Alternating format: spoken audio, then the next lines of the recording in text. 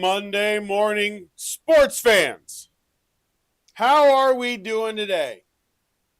Sorry for going live a little bit late. I got somebody coming to bust my house up. I got some renovations I'm doing in the house. I've been waiting on them to arrive.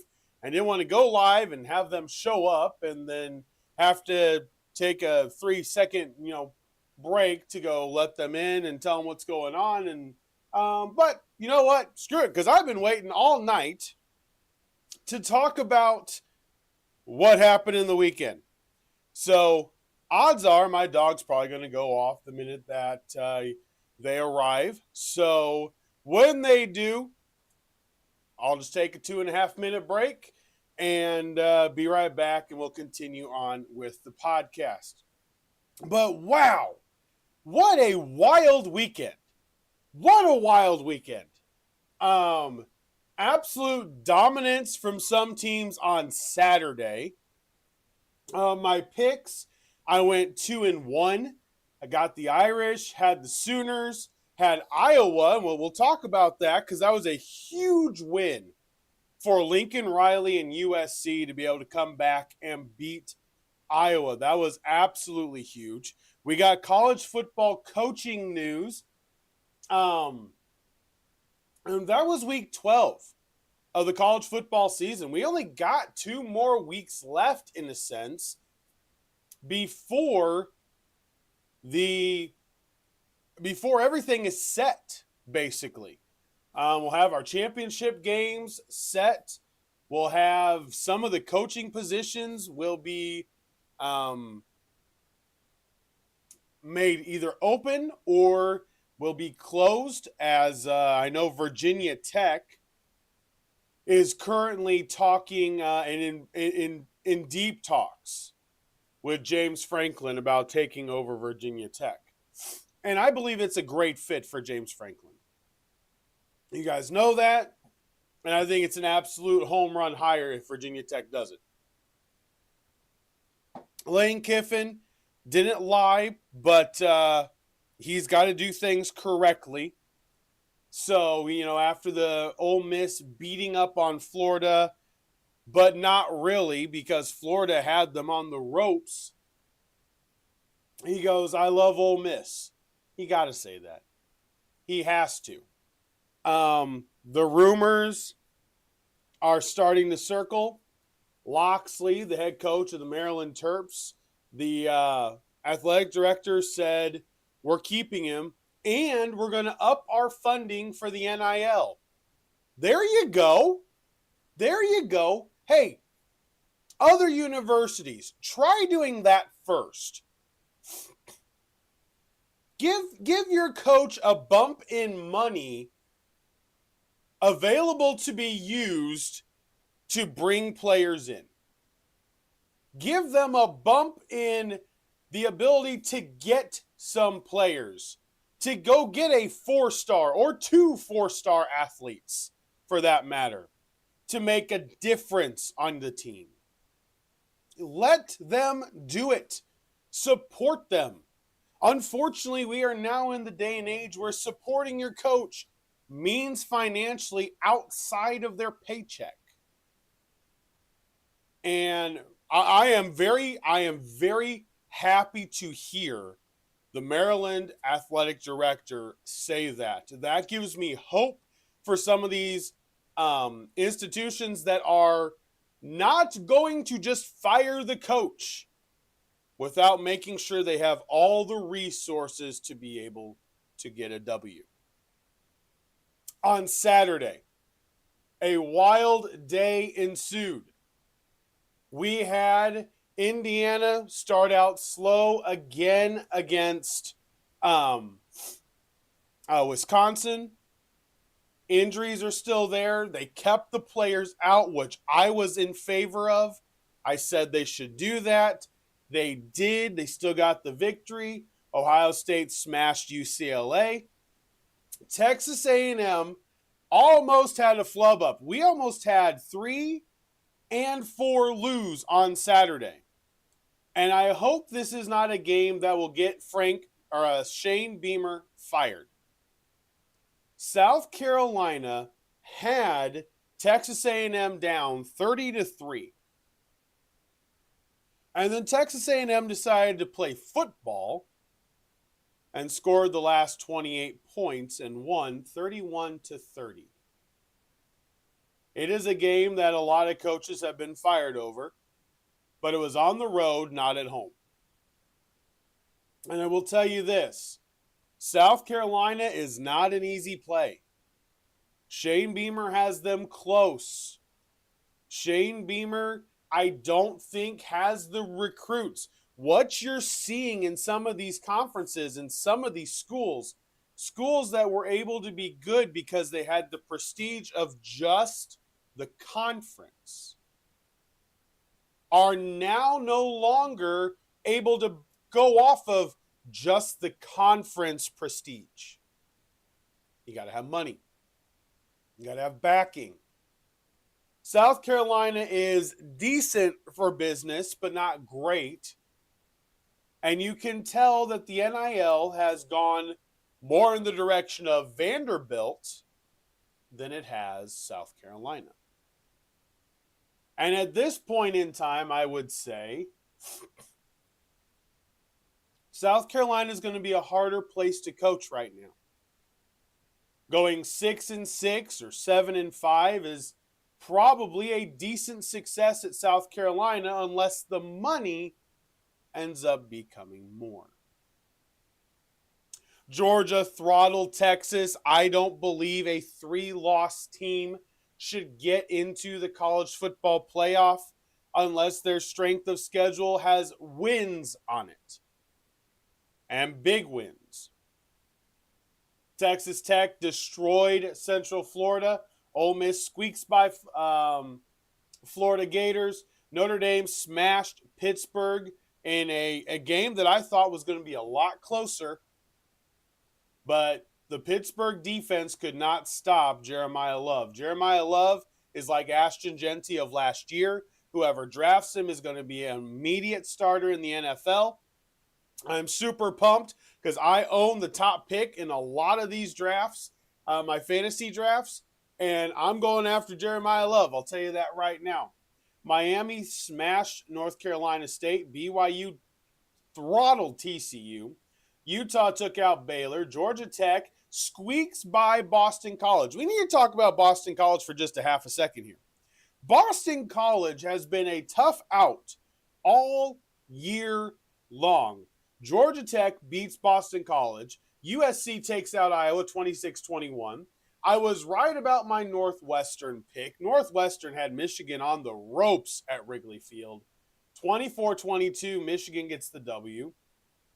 Virginia was the underdog against Duke. Virginia got the win 34-17. Tennessee played a nobody in New Mexico State University. The Navy midshipmen get another top 25 victory. They beat South Florida 41-38. Then Arizona, Cincinnati makes the top 25. They're going to be right back out. Arizona knocked off Cincinnati 30-24, and that was your top 25 games of the week. A quick look ahead to week 13.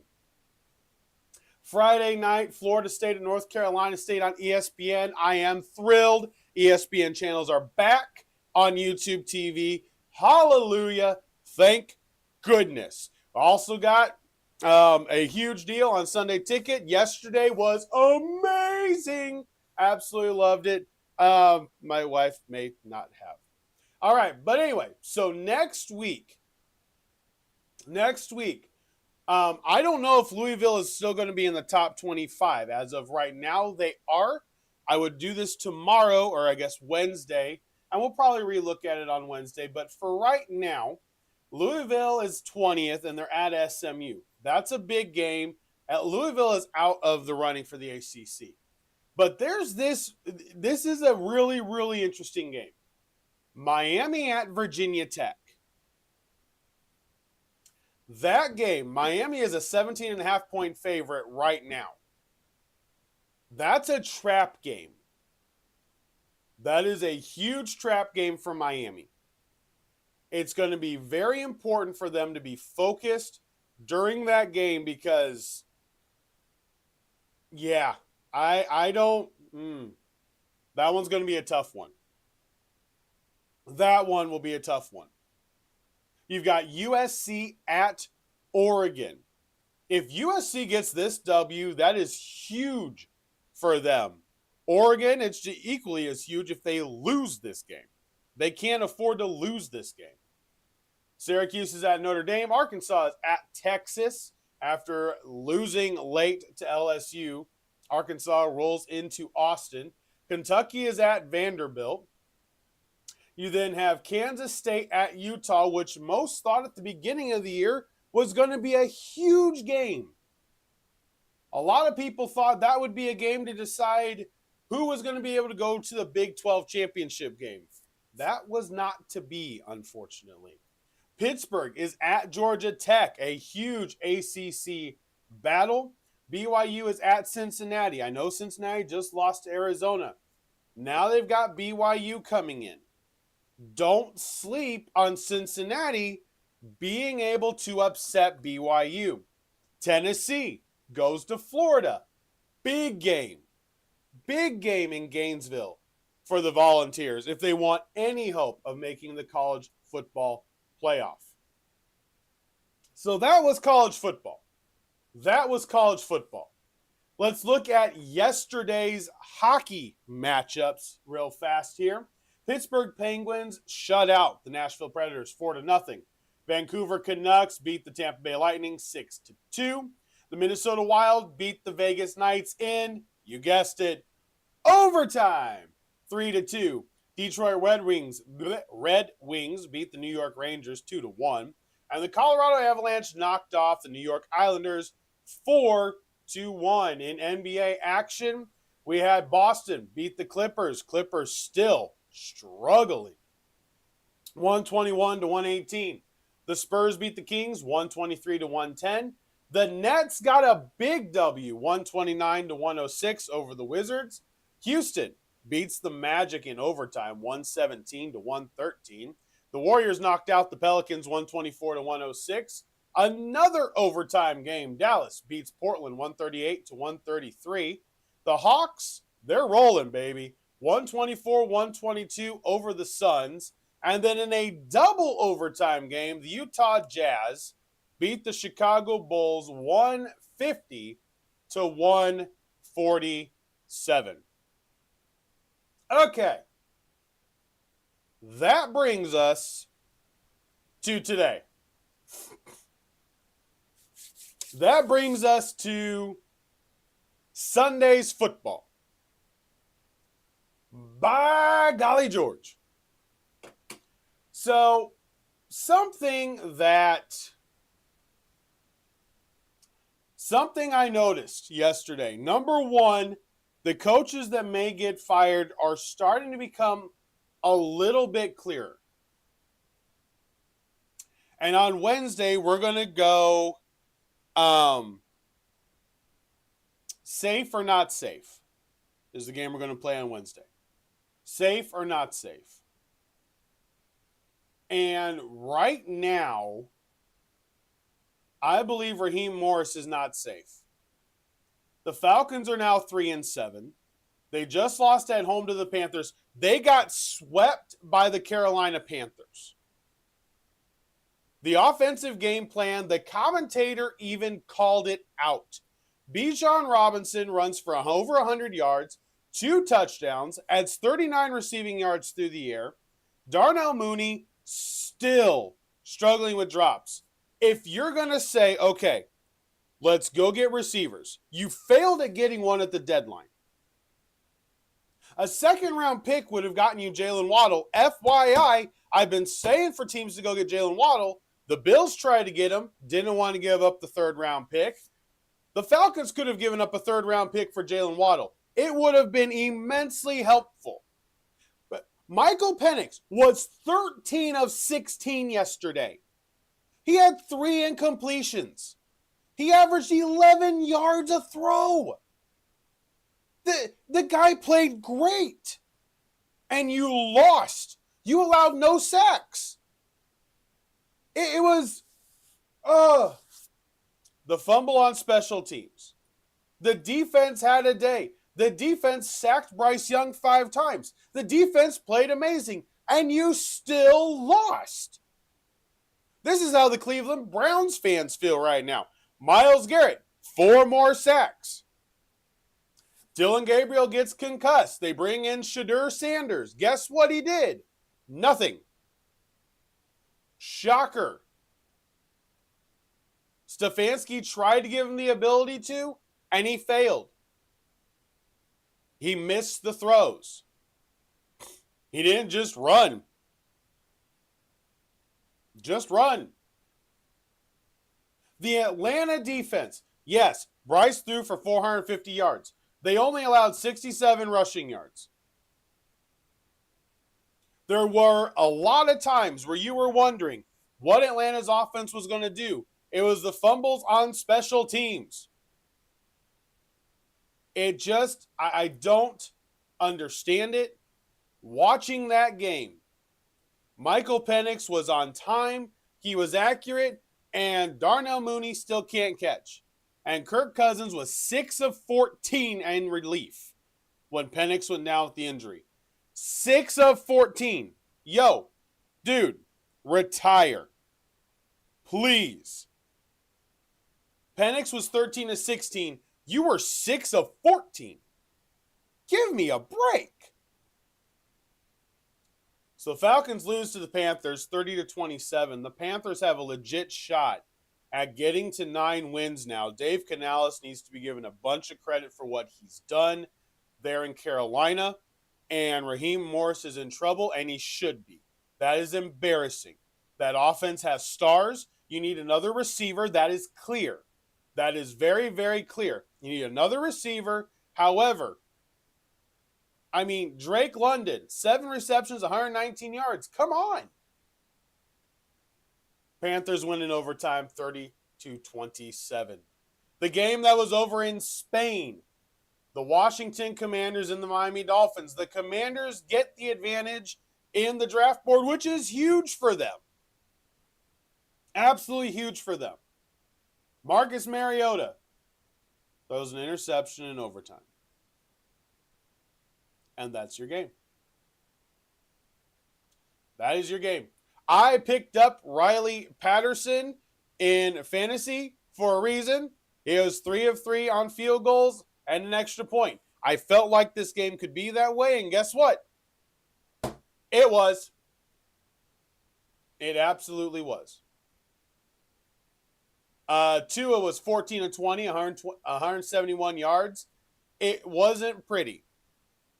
It wasn't pretty, but the Dolphins are now 4-7. The Commanders are 3-8. Jaden Daniels is out.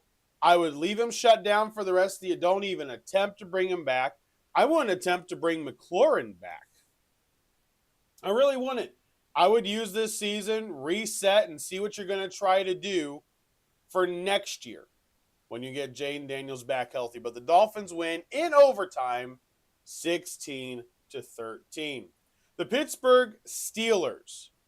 Mason Rudolph came in and he was 12 of 16, 127 yards, and a touchdown. He was not sacked.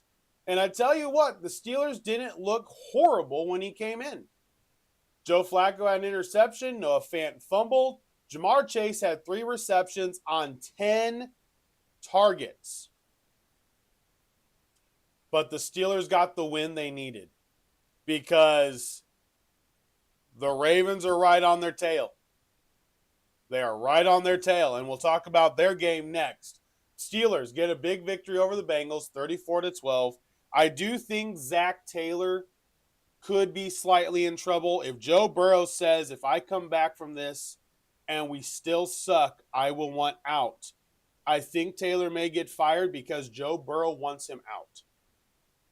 There are multiple teams I do believe could benefit from Zach Taylor, Atlanta being one of them. Offensive coach. Absolutely. And listen, any coach out there, you need to keep Jeff Ulbrich as the defensive coordinator. That defense is really good. It's the offense that's screwing stuff up, and it's not the offensive players outside of Mooney who can't catch a ball because he decides to dip his hands in butter and Crisco before he goes out to the field.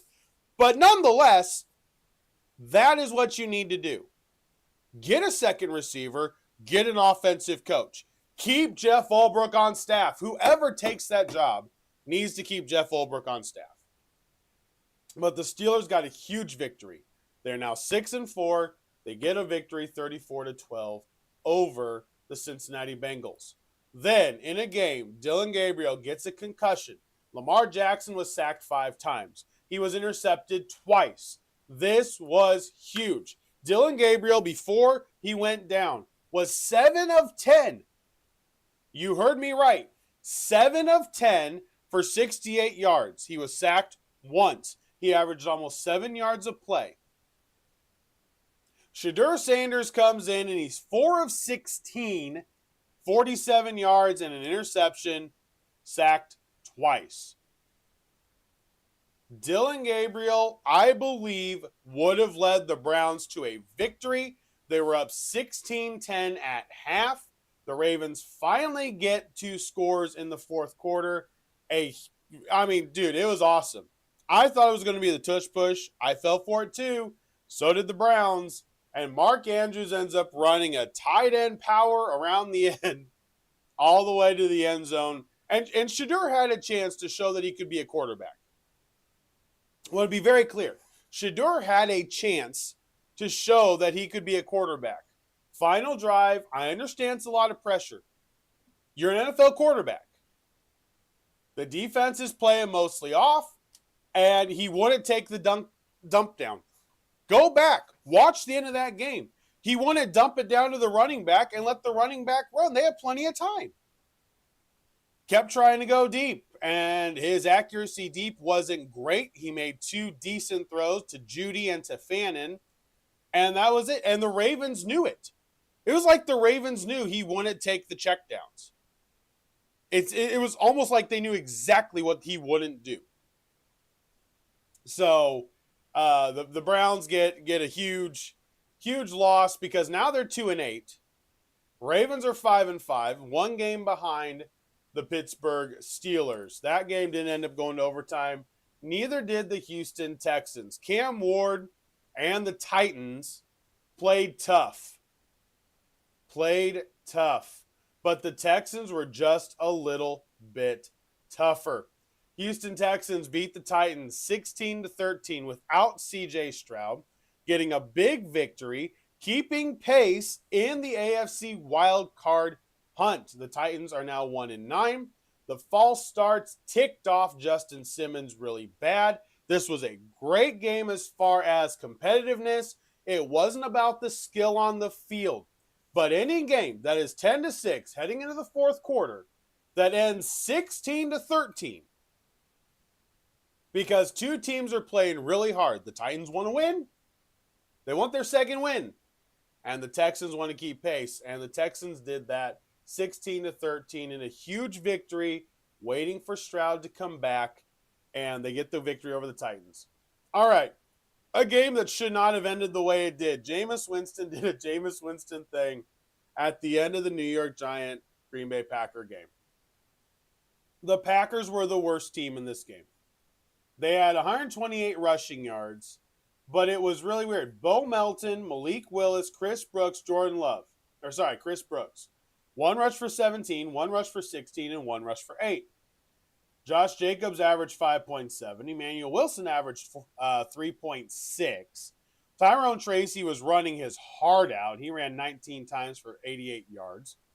Singletary had 2 rushing touchdowns on 44 rushing yards. Jameis Winston was 19-29 for 201 yards, but the interception. And listen, I heard Drew Brees say he thought Hyatt screwed up on that route. Was he watching the earlier game? Winston threw into straight double coverage where his receiver was the third person trailing. It wasn't Hyatt. That was the wrong read. 100% was the wrong read. You didn't need to go to the end zone there as far as getting it way into the end zone. The undercut route was actually more open. Jameis threw it to the wrong spot. It's that simple. He threw it to the wrong guy. Packers escape getting a victory over the Giants 27-20. The Los Angeles Rams escape Los Angeles with a victory 21-19. The Seattle Seahawks, Darnold threw 4 interceptions, but he was never sacked. But he threw 4 interceptions. Kyron Williams had 7.6 yards a carry. This game was weird. Matthew Stafford was horrible. And I mean horrible. 15-28, 130 yards, 2 touchdowns. He was never sacked, but he was horrible. I mean, it was bad. Puka Nacua had a fumble, and I don't really understand it. I really don't. But came down, last second field goal. Jason Myers could not hook it in. It just kept trailing off to the right. He misses the field goal. The Rams survived 21-19. Big win for LA. That was very, very, very important for them. And they're now 8-2. And they're fighting with Philadelphia. A game I also got right yesterday. Jacksonville throttles the Chargers. Justin Herbert was sacked twice, intercepted once, and Jacksonville ran the ball. 192 rushing yards for the Jacksonville Jaguars. Big day on the ground for them. That is the way they can win. Trevor Lawrence had the one interception on the out route. Jacoby Myers and Lawrence look like they're starting to develop a rapport. When Thomas comes back, that's going to be huge. Their word drops for the Jaguars, but they're now 6-4. They are 2 games ahead of the Kansas City Chiefs now because of yesterday, and the Chargers are still relatively comfortably in the playoffs right now, but their grasp on that spot did take a blow. Jacksonville blows out the Chargers 35-6. A game that I believe cements the MVP for the year and why he is. The Buffalo Bills beat the Buccaneers 44-32. I did not see this game being this bad. This feels like, I said it a couple weeks ago, this feels like the Colts Super Bowl team. The defense sucks. They allowed 202 yards. 202 yards on the ground. Sean Tucker rolled over him. Rachaad White didn't do bad either. It was garbage. Like, the defense sucked. You know who didn't suck? Josh Allen. 317 passing yards, 3 touchdowns. He had the 2 interceptions. The one was tipped, and then the one miraculous throw that this time didn't work. Josh Allen also added 3 rushing touchdowns. And the reality is, Josh Allen is still the most valuable player in the NFL, and he is still the best quarterback in the league. He is still the best all-around quarterback in the league. The Bills got a huge victory, 44-32, and don't look now, but the Buccaneers are being challenged by the Panthers, who they have to play twice to close out the season. So don't look now, but that game's a lot closer. Another game, Chicago Bears. These Bears may end up in the playoffs. The Bears may end up in the playoffs. J.J. McCarthy sucks. Oh my gosh. The difference between the young quarterbacks is layered throws. Fernando Mendoza for Indiana can make those layered throws. Ty Simpson can make those layered throws. Lenoris Sellers for South Carolina can make some layered throws. J.J. McCarthy throws everything on a freaking rope. An absolute rope. And, Justin Jefferson had a drop yesterday. He was outrageously frustrated. But the ball is not getting to him. It's just not getting to him.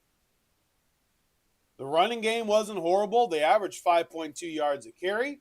Their defense was just put in a lot of bad situations because of J.J. McCarthy. He was bad.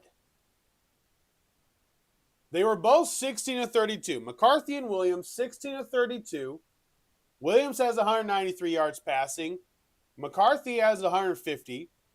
Williams has no touchdowns, no interceptions. McCarthy has 1 touchdown, 2 interceptions. And there's your game. Now, to be fair, Vikings drive down. He gets the leading touchdown. And then special teams. This kickoff has changed how things are. I found him. I will be right back.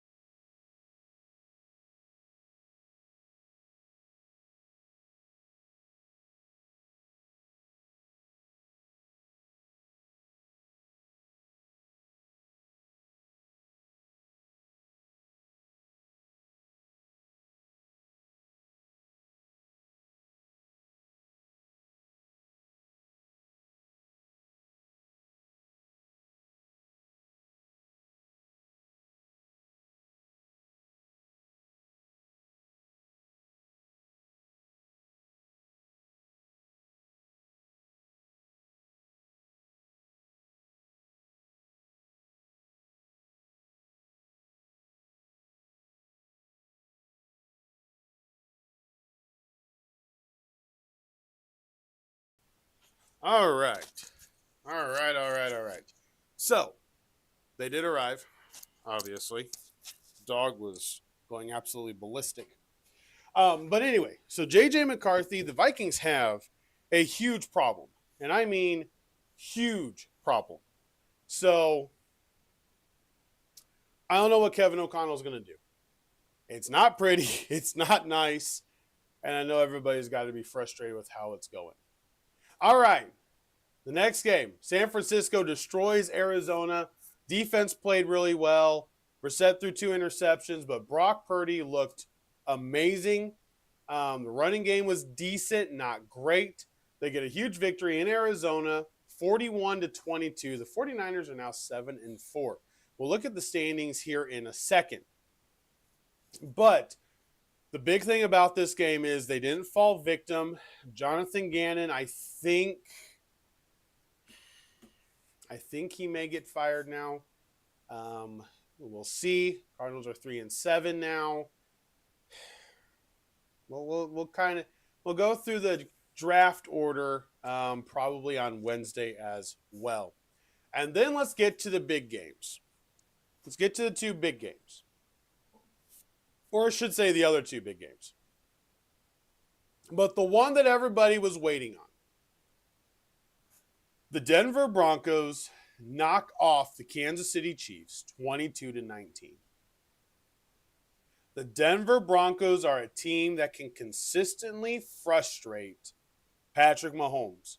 And how Andy Reid played that game yesterday was so vitally accurate. Everything about that game showed the respect Andy Reid has for the Denver Broncos. Vance Joseph, he dialed up some blitzes that threw Mahomes for a loop, frustrated the crap out of Mahomes. It was one of the best things I have seen all year. The Buffalo Bills and the Denver Broncos attacked Patrick Mahomes. And you know what happens when you attack Patrick Mahomes? The same thing that happened in the Super Bowl with the Eagles. You get a bad performance. 29 of 45, 1 touchdown, 1 interception. They still had the chance to win. But when it came down to it, that final drive that the Broncos needed, Bo Nix stepped up. Whoever said he isn't the quarterback that everybody thought he was, which is not everybody, because I was one of the few that have been telling you guys forever that he is Sean Payton's guy. If Sean Payton stops playing an offense that is bad. Well, guess what? Bo Nix made moves, he eluded pressure, and he made big throws on the drive to get the Denver Broncos the victory, 22-19. That game was everything for the Broncos. They are now 9-2. They are tied with the Patriots for the top of the AFC. That game was everything for the Denver Broncos. And it was also the game that put the Kansas City Chiefs in a position where they have to win. They got to play the Broncos again. Granted, it's at Arrowhead. They got to play the Colts next week. Listen, the only way the Colts are going to win is if they get pressure on Mahomes. And without DeForest Buckner, I don't see that happening. I'm sorry. I watched that game against Atlanta. No pressure on Penix. The defense doesn't look the same. And the Chiefs are going to be pissed off coming back home. They're going to be pissed off. Their backs are going to be against the wall. I got the Colts getting smoked by the Chiefs next week. I really do. The Colts and Broncos, there's no comparing the two teams. The Broncos are better in almost every aspect. The only thing I would say the Colts are better in is receiver. Downs, Pittman, and Pierce. The 3 of those beat Franklin, Bryant, and Sutton easily. Warren is better than Ingram at this point. So that would really be the only place that I would say the Broncos lose to the Colts. Running back, yeah, Taylor's probably better. But Bo Nix is better than Daniel Jones. Their offensive line is a lot better. Their defensive line is a lot better. Their secondary is a lot better. And their linebacking core frustrated the crap out of the Chiefs yesterday. That was one of the biggest games for the Broncos. Remember last year, and they alluded to this in the broadcast, the Broncos lost on that blocked field goal last year, and Sean Payton said this game was important because it showed our team we can compete. I don't like it. Moral victories are real. I hate it when people say there are no moral victories. Baloney. Yes, there are. Because you're trying to reach a goal. You don't go from here to here in a goal right away. You take steps. There's steps. So anybody who says that, you're crazy. And I hope you still have success in life, because I know you didn't get there by going from here to here in one swoop. It's a stepping stone. And the Broncos made steps last year and now are continuing on the steps. They are the Kansas City Chiefs of last year. Winning games they shouldn't win. Winning the close games. Mental toughness. The Broncos are tough. They're a very, very, very tough team. They get a huge victory, 22-19. And now let's go to last night's debacle. Oh, this was ugly. Man, was this ugly. I hated last night's game, guys. I really did. I hated last night's game. I have to be very, very transparent on that. I hated it. The Philadelphia Eagles get the victory 16-9 over the Detroit Lions in a game where Jalen Hurts was 50% from the field and threw the ball for 135 yards.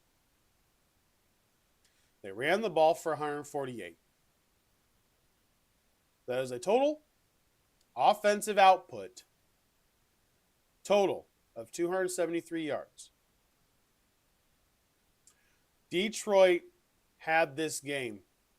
If Dan Campbell, this one I'm going to put on Campbell. He's calling the plays, and he went for it on fourth down a lot when he 0 for 4 on fourth down. And I'll be honest with you, that's why the Lions lost, because they were the better team. There is no way in the world that the Lions should have lost that game last night. If they pin Philly deep on 3 of those fourth down, the Lions win. Philly doesn't get a short field, the Lions win. 16-9. 16-9. Philadelphia beats Detroit. So let's look at the standings now. Look at the standings. In the AFC East, the New England Patriots are 9-2. The Buffalo Bills are 7-3, and they play each other one more time. The Miami Dolphins are now 4-7, and the New York Jets are now 2-8. The Pittsburgh Steelers lead the AFC North with a record of 6-4. The Ravens are now 5-5, right on their tail after winners of 4 in a row. The Bengals are 3-7. The Browns are 2-8. The Indianapolis Colts lead the AFC South with an 8-2 record, but the Jacksonville Jaguars are now only 2 games back at 6-4, and the Texans are 5-5, winners of 2 in a row, and still have to play the Colts twice. So does Jacksonville. The AFC West, the Broncos take total control. They are now a 9-2 record. The Chargers are 7-4. Their offensive line woes are very, very clear. The Kansas City Chiefs are now 5-5, and the Las Vegas Raiders are 2-7, but they play tonight against the Dallas Cowboys.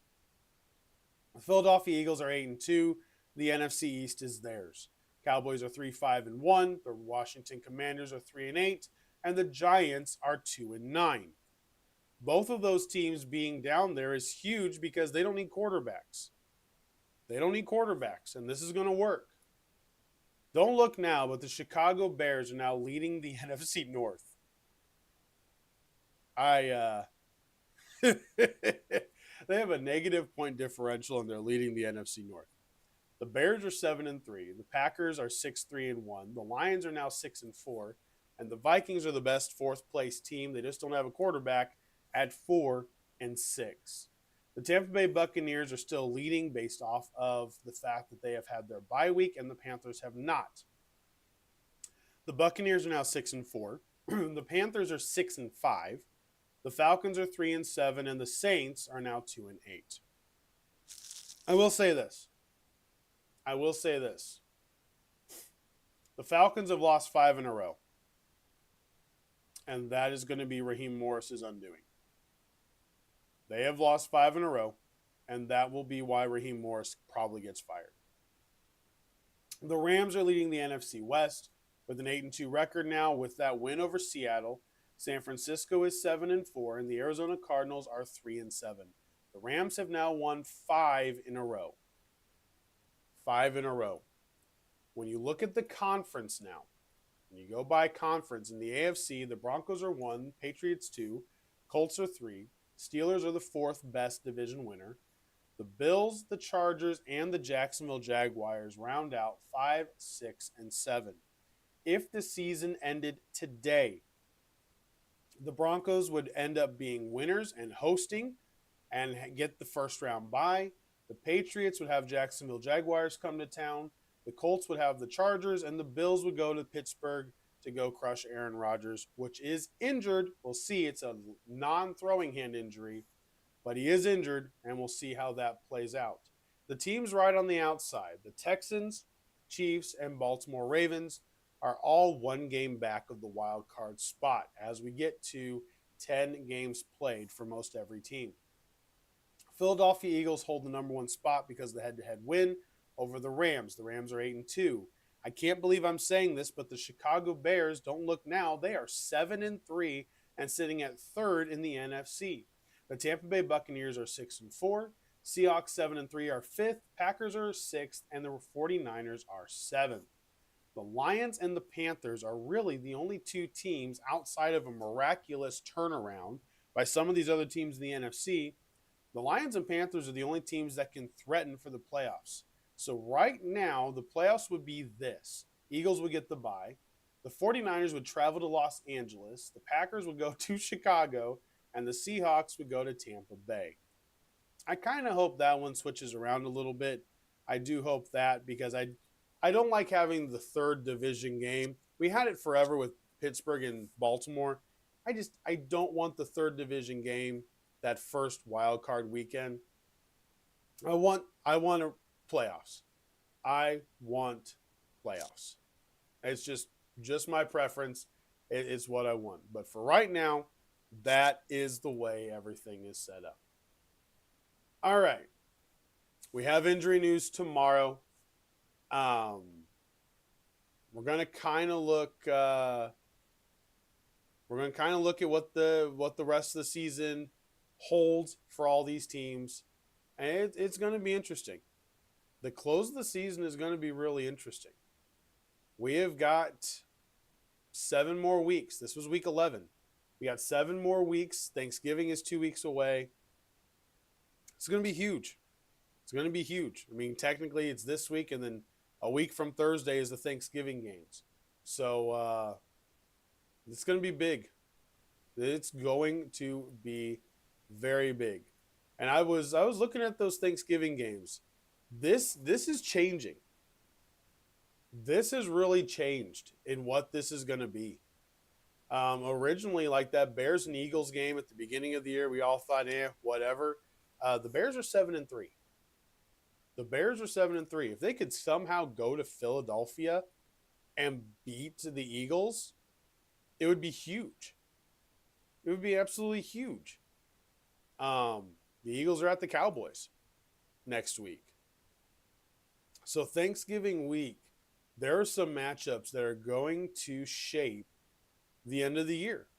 And it's very important. Very, very important. So I can't wait. I cannot wait. All right, guys. Let's take a 23-hour break. I will see you guys tomorrow, 9 o'clock. Hopefully, if I get off work. Work is going better. Last week was much better. So we'll see how everything goes. But hopefully I can get off and get rocking and rolling on the podcast. 9 o'clock. I am going to watch tonight. I think it could be an absolute shootout. I don't think there's much defense that's going to be played. Um, Brock Bowers, Genty, Pickens, and Lamb, I think, could all have big nights. I think it's going to be a huge, huge scoring output game. That's what I've got, is at least in my bets for tonight. So have an absolutely fantastic rest of your Monday. Make it the best Monday that you can, and I will talk to you guys tomorrow. Until then, for Sports Talk with Hawk, I am Hawk, and I'm out. Have a great day.